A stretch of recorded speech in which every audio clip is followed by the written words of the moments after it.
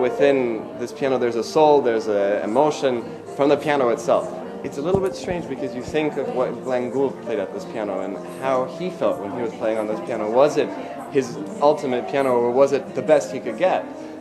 It's very interesting because he loved this piano dearly, one can tell. He spent lots of time practicing at it, but also working on it with his piano tuner, Vern. And that's something which is special, and many pianists don't do that, to have a single piano that they love so dearly.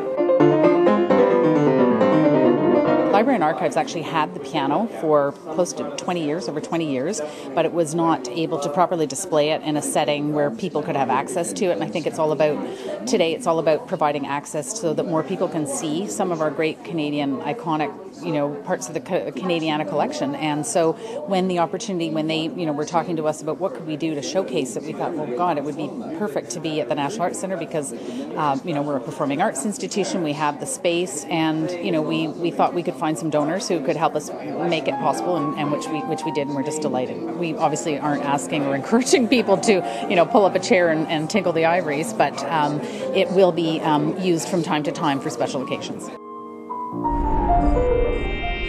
The Canadian Press.